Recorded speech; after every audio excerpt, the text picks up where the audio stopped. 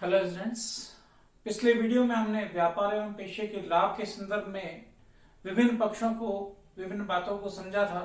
व्यापार क्या है, पेशा क्या है, व्यवसाय क्या है, आय कौन सी होती हैं जिनको भी शामिल किया जाता है व्यवसाय में, लेखांकन के सिद्धांत क्या है।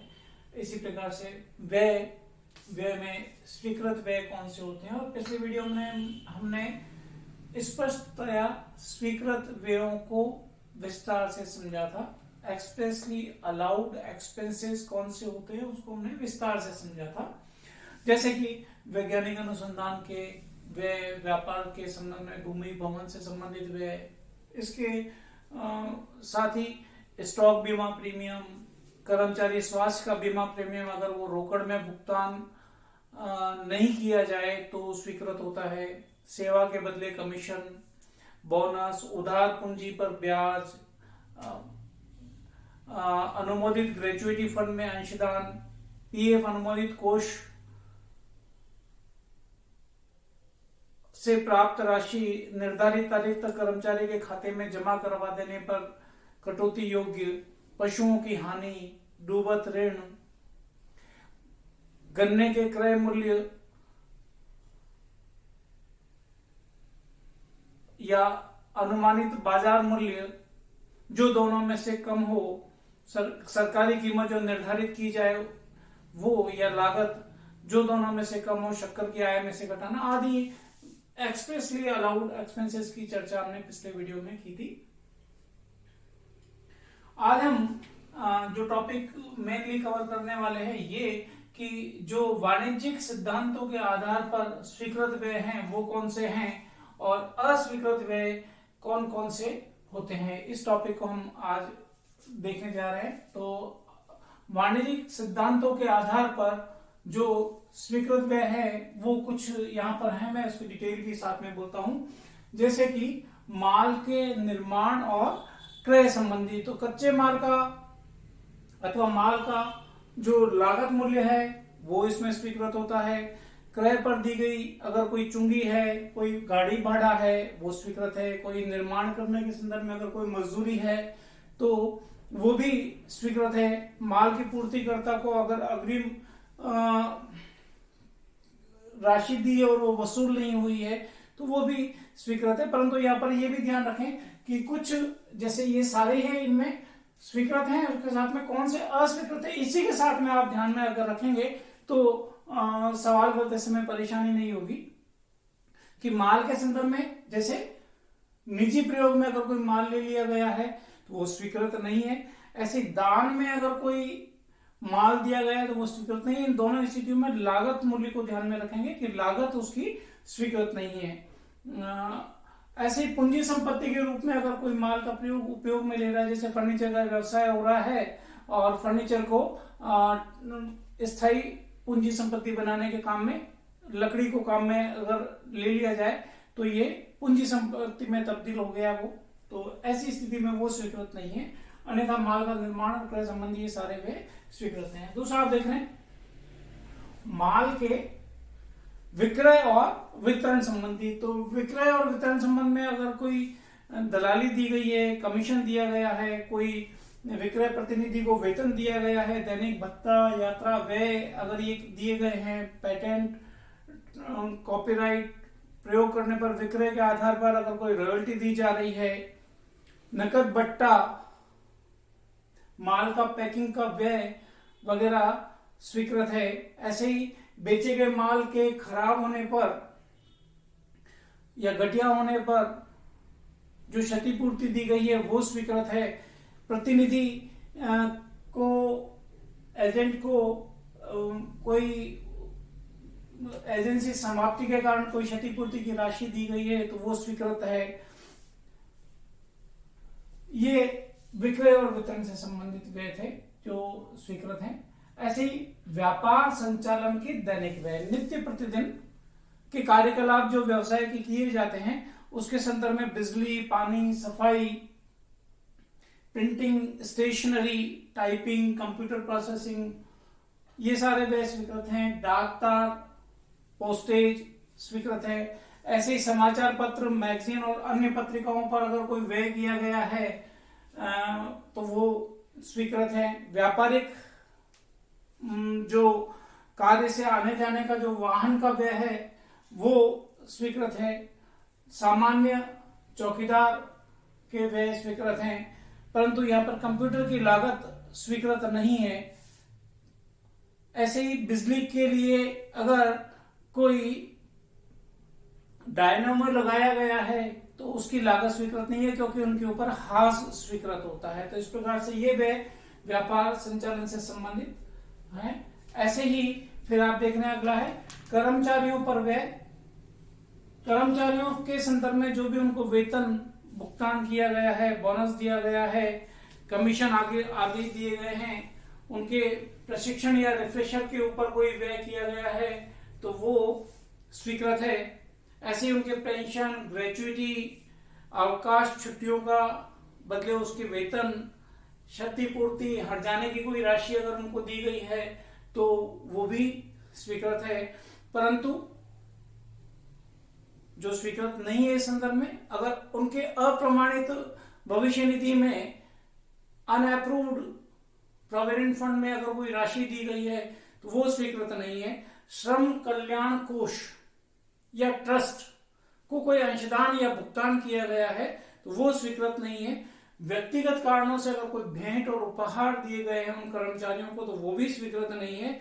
स्वैच्छिक सेवानिवृत्ति, वॉलेंटरीली रिटायरमेंट जब कोई लेता है तो उस कर्मचारी को जो भुगतान किया गया उसका 4/5 भाग अस्वीकृत नहीं है। क्यों? क्योंकि ये जो वीआरएस पे भुगतान है वो 5 वर्षों में बराबर स्वीकृत होता है, तो 1/5 स्वीकृत रह जाएगा अगर अपन 4/5 उसको अस्वीकृत कर देंगे। तो इस प्रकार कर्मचारी से संबंधित ये व्यय स्वीकृत नहीं है। ऐसे ही आप अगला देख रहे हैं कानूनी व्यय। कानूनी व्यय में देनदारों से राशि वसूल करने के लिए अगर कोई कानूनी व्यय किया गया है, ऐसे ही किसी अनुबंध को तोड़ने के कारण, कोई जुर्माने से बचने के कारण लिए कोई व्यय किए गए हैं कानूनी व्यय। विक्रय कर, उत्पाद शुल्क, सीमा शुल्क निर्धारित करने और उनसे संबंध में कोई कानूनी व्यय किए गए तो वो स्वीकृत है। व्यापार के संबंधित दीवानी मुकदमों के कानूनी व्यय भी स्वीकृत हैं। ऐसे ट्रेडमार्क का दुरुपयोग करने के कारण अगर कोई व्यय किया गया है तो वो स्वीकृत है कानूनी व्यय। परंतु जो स्वीकृत नहीं है वो क्या है? अपराध संबंधी कार्यवाही से बचने के लिए जो कानूनी व्यय किए जा रहे हैं वो स्वीकृत नहीं है। जानबूझकर किसी कानून का उल्लंघन किया जा रहा है और उसमें जो दंड लगना है उस दंड से बचने के लिए अगर कोई कानूनी व्यय किया जा रहा है तो वो भी स्वीकृत नहीं है। ऐसे ही स्थायी संपत्ति या पूंजी प्राप्त करने के लिए अगर कोई कानूनी व्यय किए जा रहे हैं तो वो भी स्वीकृत नहीं है। तो इस प्रकार से इसको ध्यान में हम रखेंगे कि कौन से स्वीकृत हैं और कौन से अस्वीकृत हैं। ऐसे विज्ञापन व्यय जो व्यवसाय के माल और सेवाओं की मांग में वृद्धि करने के लिए अगर कोई व्यय किए जा रहे हैं, चाहे वो रेडियो, टेलीविजन आदि पर विज्ञापन दिए जा रहे हैं तो वो स्वीकृत है। कर्मचारियों की भर्ती के लिए अगर कोई समाचार पत्र में विज्ञापन दिए जा रहे हैं, मैगजीन में विज्ञापन दिए जा रहे हैं तो वो स्वीकृत है। दीवारों पर, सार्वजनिक स्थानों पर होर्डिंग लगाने के व्यय स्वीकृत हैं। होर्डिंग के संदर्भ में ध्यान रखें कि उसका किराया स्वीकृत है। विज्ञापन हेतु अगर मुफ्त नमूने दिए जा रहे हैं और मुफ्त नमूने के पे जो भी व्यय हो रहा है वो लागत में वो स्वीकृत है। ऐसे विज्ञापन हेतु भेंट स्वरूप अगर वस्तु दी गई है तो उसकी लागत भी स्वीकृत है। कैलेंडर और डायरी अगर वितरित किए जा रहे हैं तो वो भी स्वीकृत है। परंतु ध्यान यहाँ पे ये रखना है कि अगर राजनीतिक दलों की कोई सोविनियर है, पत्रिका है, मैगजीन है, अगर उसमें कोई विज्ञापन दिया जा रहा है तो वो स्वीकृत नहीं है ना। राजनीतिक दल के पत्रिकाओं में विज्ञापन वगैरह स्वीकृत नहीं है। ऐसे ही अगला पॉइंट आप देख रहे हैं टैक्सेस या कर। तो अप्रत्यक्ष व्यय तो स्वीकृत है लेकिन प्रत्यक्ष व्यय स्वीकृत नहीं है। यानी कि जो स्वीकृत है जैसे कि बिक्री कर, उत्पाद शुल्क, सीमा शुल्क, ये जो अप्रत्यक्ष कर हैं, टैक्सेस हैं, ये तो स्वीकृत हैं, लेकिन आयकर, संपदा कर ये प्रत्यक्ष हैं, ये स्वीकृत नहीं है। तो अप्रत्यक्ष कर स्वीकृत है और प्रत्यक्ष कर स्वीकृत नहीं है, ये ध्यान में रखेंगे। ऐसे ये कर है और ये है आयकर कार्यवाही के व्यय, है ना, कार्यवाही के व्यय जो प्रोसीडिंग है उसके संदर्भ में अगर कोई व्यय किए जा रहे हैं तो आयकर का नक्शा तैयार करवाने के व्यय, ऐसे आयकर अधिकारी के समक्ष कर निर्धारण संबंधी कोई कार्यवाही है उसके व्यय, आयकर संबंधी अगर कोई अपील की गई है तो आयकर की इनकम टैक्स अपील एक्सपेंसेस, है ना, आयकर तो डिसअलाउड है लेकिन आयकर के अपील के व्यय स्वीकृत होते हैं। ऐसे ही अन्य अगर कोई व्यय है जो जैसे ऋण लेने, ऋण पत्रों के निर्गमन के संबंध में कोई व्यय किए गए हैं, स्टाम्प ड्यूटी, रजिस्ट्रेशन वगैरह, तो फीस, दलाली, तो वो स्वीकृत है अन्य व्ययों में। ऐसे ही आप और मान सकते हैं तो दीपावली, मुहूर्त आदि के समय में अगर कोई भुगतान किया गया है, व्यक्तिगत उपहार दिए गए हैं तो वो स्वीकृत हैं। ऐसे ही व्यापार और पेशे के लिए आवश्यक रूप से देय, चंदे या सदस्यता शुल्क, जैसे चेंबर ऑफ कॉमर्स की सदस्यता शुल्क, वो स्वीकृत है। अतिथि गृह, जो अतिथि गृह बनवाए जाते हैं अवकाश पे रहने के लिए, उन अतिथि गृहों के व्यय स्वीकृत हैं। किराया क्रय अनुबंध के अंतर्गत क्रय की गई संपत्तियों की किस्त में सम्मिलित ब्याज और अन्य ब्याज सम्मिलित हैं, वो भी स्वीकृत हो जाएंगे। तो ये सारे हैं व्यापार के सामान्य सिद्धांतों के, वाणिज्य के सामान्य सिद्धांतों के आधार पर allowed expenses, allowed according to the principle of normal business और कॉमर्स। ऐसे ही जैसे ये व्यय की बात थी, ऐसे ही कुछ हानियां हैं जो वास्तविक अगर हानि हो, अगर वो आयगत हानि है, वो व्यवसाय से संबंधित हानि है, तो ऐसी हानि भी घटाने योग्य है, खर्चे की तरह ही है, परंतु शब्द हानि है यहाँ पर।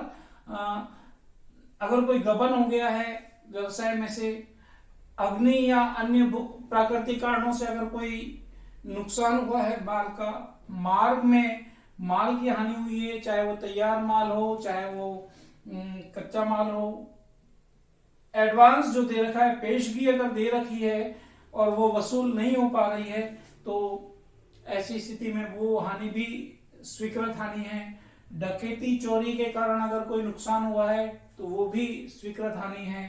सुपुर्दगी अनुबंध भंग हो जाने से अगर कोई हानि हो रही है तो वो भी स्वीकृत हानि है, घटाने योग्य हानि है। व्यवसाय ने P&L अकाउंट में अगर वो ऐसी चीजें घटाने योग्य हैं, स्वीकृत हैं, अगर वो घटा रखी है तो फिर कोई विशेष समायोजन नहीं करना है, परंतु अगर वो नहीं घटा रखी है तो हमें उसको घटाना है, इसको ध्यान में रखेंगे।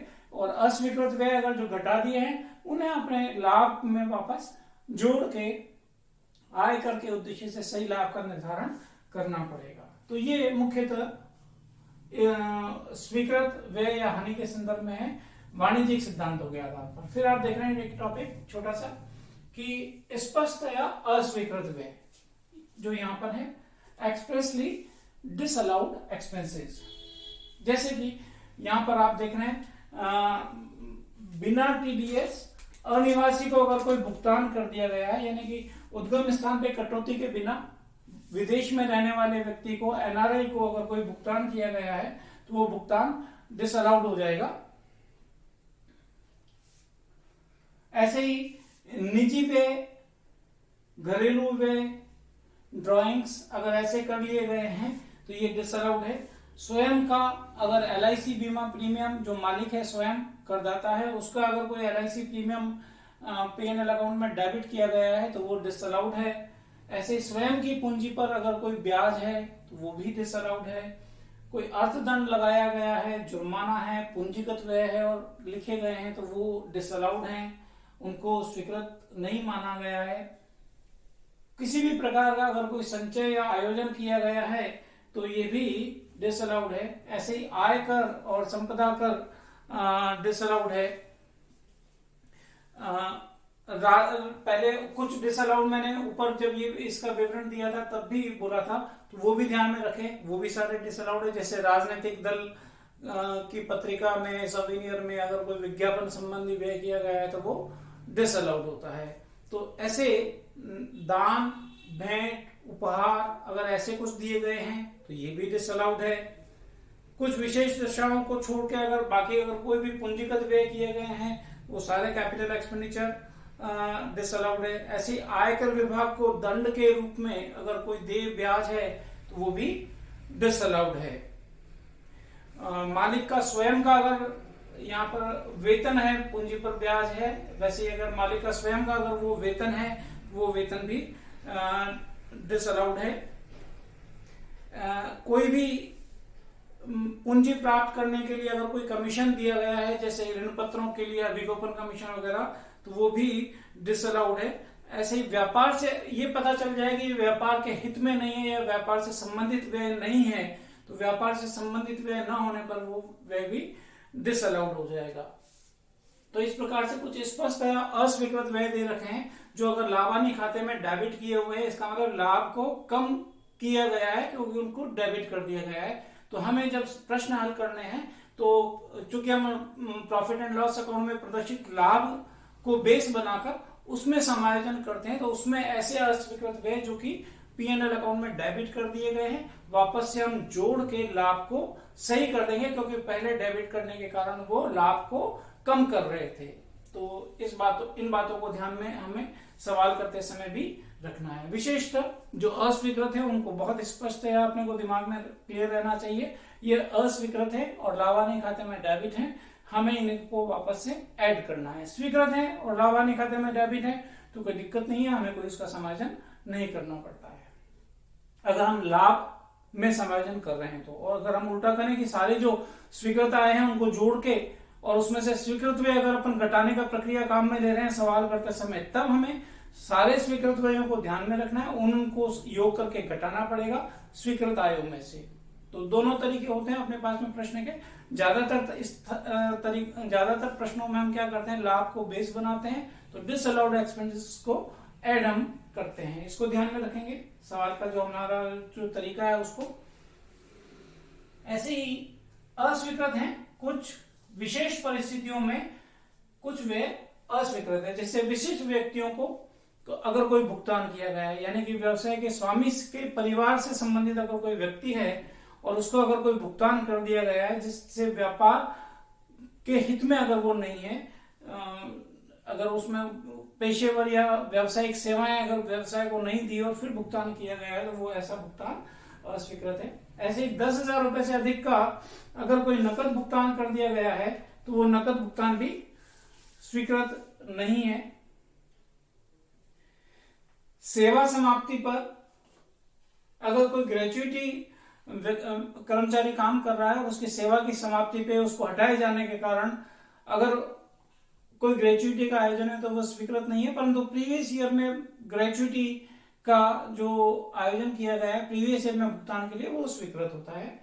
ऐसे ही कुछ वे ऐसे हैं जो केवल वास्तविक भुगतान पर ही कटौती योग्य होते हैं, यानी कि उनको एक्चुअली पे किया गया हो, पेड हो तो स्वीकृत है, वो अदेय हैं तब तक, वो अदत्त हैं तब तक वो स्वीकृत नहीं है। जैसे कि कर, चुंगी जो हमने अभी यहाँ पे बोले थे, कर, चुंगी, उपकर, शुल्क, ये वास्तविक भुगतान होने पर स्वीकृत है। ऐसे प्रोविडेंट फंड में, सुपर एन्युएशन फंड में, कर्मचारी के कल्याण कोष में अगर कोई अंशदान दिया गया है तो वो वास्तव में भुगतान कर दिया जाने पर ही स्वीकृत होता है। ऐसे ही सेवाओं के बदले में अगर कोई बोनस और कमीशन दिया गया है, वेतन की बात नहीं कर रहे अपन, कमीशन और बोनस दिया गया है तो वो अस्वीकृत है अगर वो वास्तव में भुगतान नहीं किया गया है तो।